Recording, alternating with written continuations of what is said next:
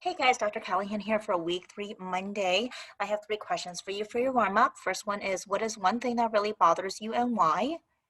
Number 2, how was your weekend? List one thing that you did socially and one thing academically. And question number 3, you have f of x equals x plus 5, g of x equals x squared plus 2x plus 3, and there are 3 parts to it. I want you to find g of f of 2, f of g of 2, and f of g of x. So pause the video and go ahead and answer those 3 questions.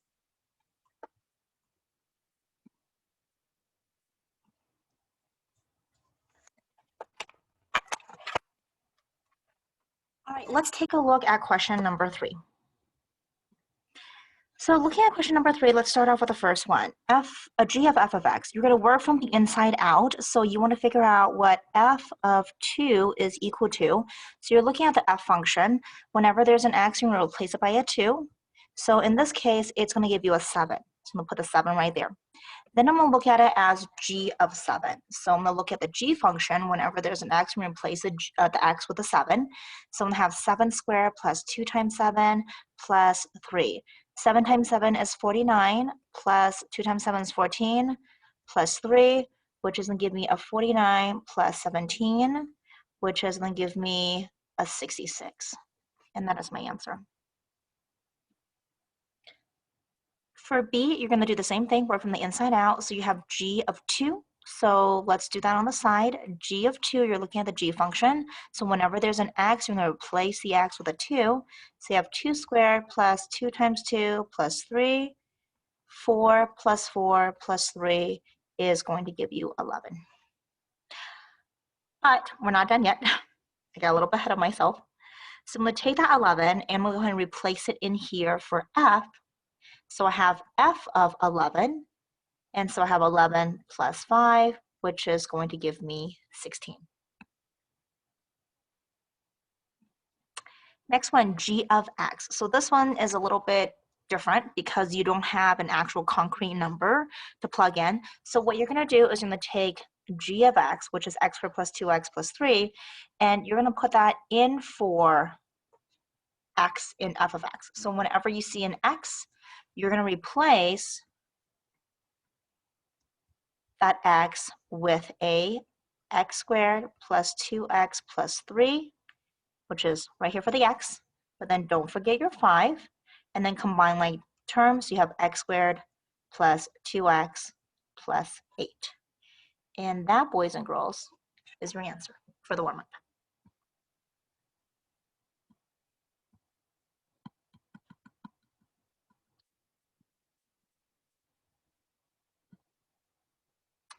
Okay, so last time I saw you guys, you had some practice problems. So take a look, you can pause the video, so take a look at the answers.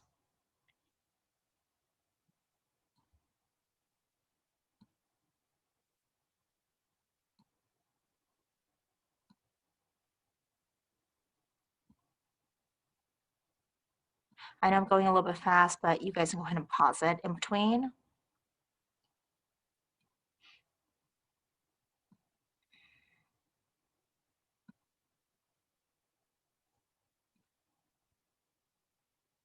I want to go ahead and spend a little bit of time on this one right here. So if you take a look at A, it is saying f of g of 3. So you're going to work from the inside out, okay? So when g of 3, it's basically saying, what is the y value when x equals 3? So I'm going to go to my 3. 1, 2, 3. Oops. 1, 2, 3.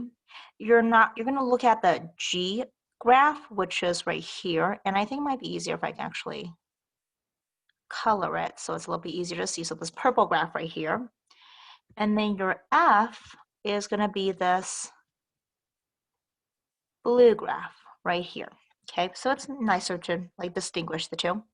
So you're going to have g of 3. So 1, 2, 3. Where is the y value of this g graph? It is at -1. So then you know you're going to do f of -1. So let's take a look at when x equals -1. Where is the blue f graph? It is at 1, 2, 3, 4. So it is at 4. And that is your answer. Let's try this again with B. So you look at f of 2. So when x is 2, you're looking at the f graph, which is blue, and it looks like it's at 1. So then you're going to look at g of 1. So on x equals 1, where is the g graph? 1, 2. It is at -2. And that is your answer. I'm going to skip over to letter E, g of f of -1. So once again, you work from the inside out. So you look at when x equals -1, here's -1. You're going to look at the blue f graph, and that's at 1, 2, 3, 4. So then what is y value when x is at 4? So 1, 2, 3, 4, and you're going to be looking at the purple g graph, and that is at 2. Okay, and here are the rest of the answers.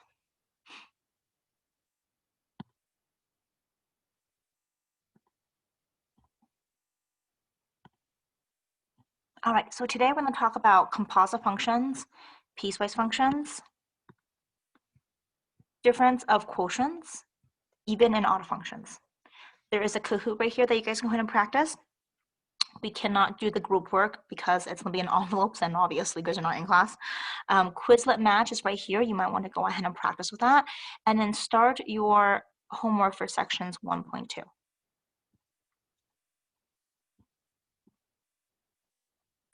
Keep in mind that your attendance needs to be on your YouTube video channel, and it's under Dr. Natalia Callahan. I also have this posted on your MS team. If for some reason you cannot access it, please give me an email at incallahan@washoschools.net, and I'll go ahead and send you the link to the YouTube channel. So on the A and B days, when you guys are not here with me in person and you're at home, so to make sure that I can take the attendance and mark you down as participated, you need to make sure you go on to the comment section and then just write down your first and last name, and then just write second period for calculus. Now, if you feel uncomfortable with it, you can just write down your first and last initial and then put second period, or if you feel uncomfortable with that, that's okay. We can absolutely accommodate. You can just go ahead and send me an email at incallahan@washoschools.net, and then I can go ahead and take attendance that way. Make sure you do it by 3 p.m. every day. I know sometimes when you're at home, the time kind of escapes you, but just keep in mind that my contract time ends at 3:15, and so I generally will be taking attendance for the off-campus days by 3 p.m., so keep that in mind. And if you forget, it's okay. You can just send me an email and we'll have the ladies in the front office figure it out. All right, if you take a look at your guided notes, you guys, this is your guided notes. I have several of these little strips right here for the envelope activity. You can just go ahead and pick them and then practice with it. This is going to be your guided notes for today, so take a look at it.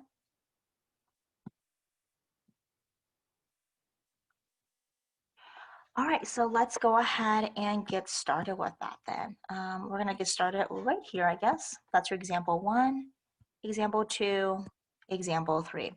If you do need a little bit more assistance, I do have another video. It's about 60 minutes. It's with another teacher that's going to go over this with you guys, and that's completely fine. All right, so let's take a look at this. So first, I'm going to look at A, which is g of 0. This is your g function. So if I look at g of 0, what that means is every time I see an x, I'm going to replace it with a 0. So 0 squared minus 2 is 0 minus 2, which is just going to give you -2. And that is your A. Let me label it for you. Okay, for B. B, you have g of square root of 2. So every time you see the x values here for g, you're going to replace it with the square root of 2 minus 2. So going back to algebra 1, square root of 2 squared is just square root of 2 times square root of 2, which is going to give you a 4. I'm sorry, a 2. because square root of 2 times square root of 2 is going to be a square root of 4, which is just a 2. But then don't forget your minus 2. So your answer is going to be a 0. C. G of negative 3 is going to give you a negative 3 squared minus 2. Negative 3 times negative 3 is going to give you a positive 9 minus a 2. You should have a 7. D.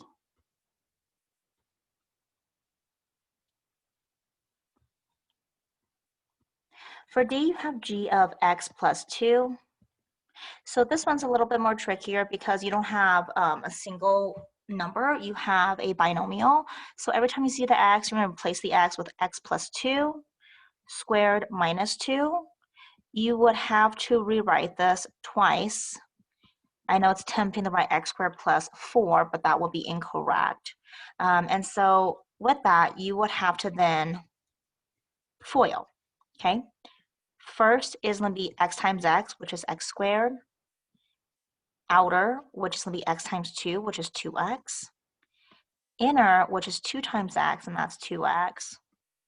And last is 2 times negative 2, which is a negative 4. You would have to combine the like terms of the outer and inner, which will give you a 4x. So then if I compile everything together here, I should have x squared plus 4x minus 4, but then don't forget the 2 minus 2. And then combine your like terms, which would result in x squared plus 4x minus 6. And that is your answer.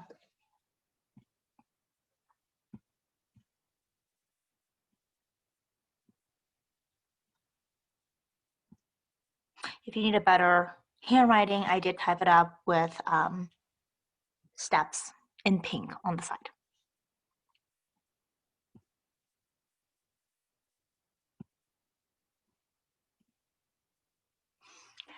All right, so next we're going to talk about is determining the domain and range of this function, which is a piecewise function. So as I am looking at this, let's start off with the first one, okay? So you have an absolute value, and we talked about transformations, okay? We talked about square root of x looks like the parent function with this like this. X squared is a parabola. And then we had absolute values, which is going to be a V-shaped. Okay, so here you have an absolute value of x, but the 2 is on the outside, and that means it's going to be 2 units up. So I'm going to go 1, 2, and then here is my absolute value. It's an approximate figure. But the thing about this is you're not going to be using the entire piece of it. You're going to use only parts of it. Which part? Well, that's where the inequality comes in. It's x is less than 2. So then you look at 2, which is right here on this graph. It's an open circle because there's no equal sign. And because it's less than, it's x less than 2, you're going to be using the left piece of this absolute value. So then what do you do with the remaining parts of it? You can just go ahead and erase it because you're not going to need it anymore. Okay, next we're going to do is we're going to go ahead and graph the second piece. This looks like a linear equation, so I'm going to start off with my b is at 4, and my slope is at a negative 1 over 1. So b is at 4, my slope is negative 1, so down 1 over 1, down 1 over 1, down 1 over 1, down 1 over 1, and you have this line. Now, I'm not going to be using the entire line, I'm only going to be using a piece of it. So which piece? Look at the inequality. So x is greater than or equal to 2. So at 2, you are going to have a closed circle, and it's greater than x, so you're only going to be using the right side. So then let's go ahead and erase the remaining parts of that. So that is your graph. Now, the question asks you for the domain and range. For your domain is talking about how far is your graph going to go on the left side. If you look at it, to me, it looks like it is going to go forever on the left side, this way. And on the right side, this right graph is still going to be going down further, which means it's going to extend it over to the right forever and ever. So my domain is negative infinity to positive infinity with parentheses. Now next we're going to talk about the range. The range is how far up does it go and how far low does it extend down to. Well, if you look at the blue graph, it's going to keep going straight up because as I'm going through further and further along, look how further up it's going. It's going to keep going. So that would be positive infinity. Now, similarly, how far is it going to go downward as I extend this graph? It's going to continuously go downward as well. So it is going to be negative infinity to positive infinity. Or you could put all real numbers. That's another way of writing it as well.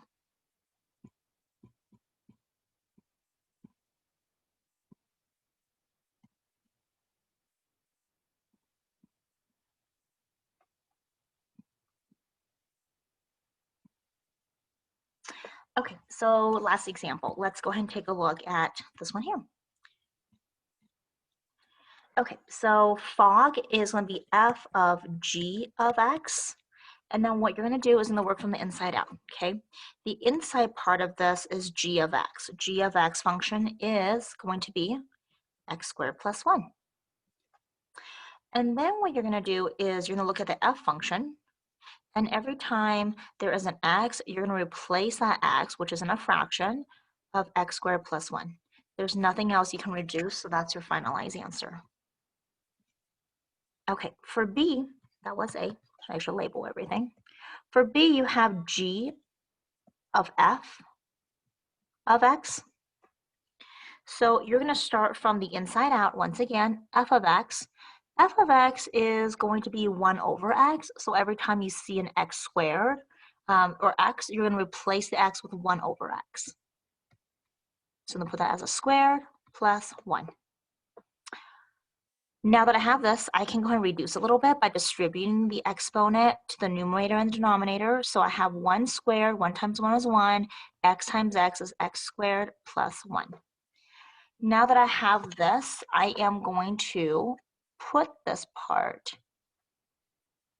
in place of f of x. So then I have g of 1 over x squared plus 1. So now I'm going to look at the g function.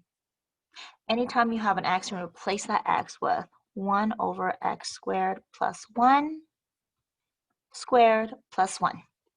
Okay, I know what you're thinking, and you are absolutely correct. We're going to have to FOIL this thing.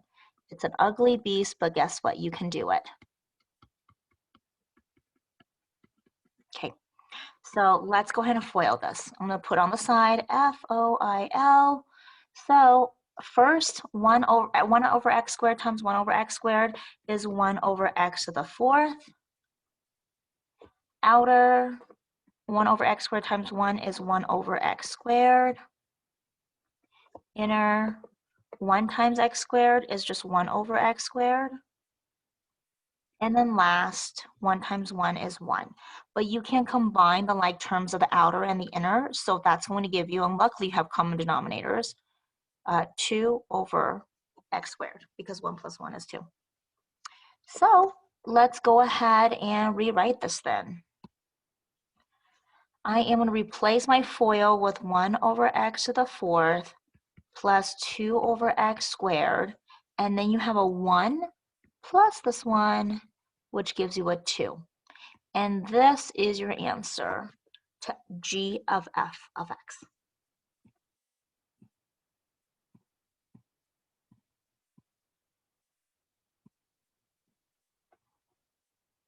Here's some better handwriting.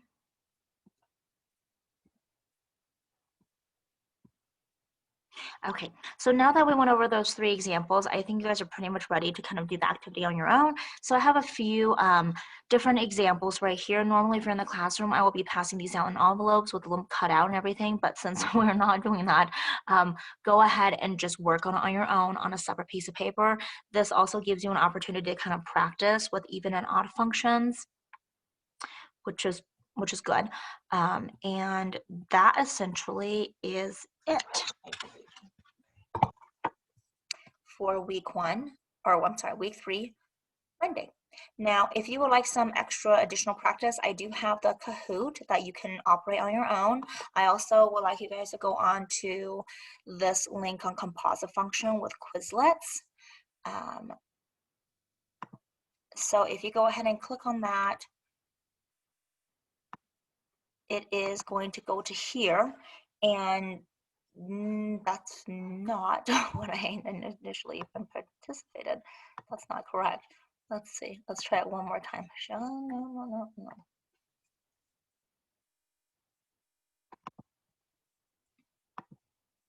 Well, this is just embarrassing. Maybe let's not go there. I'll change that and modify it maybe over here. Let's see. Here we go. Go to this Quizlet. Okay, that is correct. So if you go to the main page and then click on the Quizlet link, you will have this right here. So your job is to go ahead and match them and make them disappear as quick as possible. Let's say, for example, if you think this is the right answer, well, guess what? You're wrong. It's the wrong answer. Because if eventually you get the right answer, it will turn, wow, I'm really bad at guessing this. It will turn green and disappear. So go ahead and practice with this. All right, you guys, I hope you have a wonderful evening, and I will see you guys next time. And don't forget to take your attendance. Take care.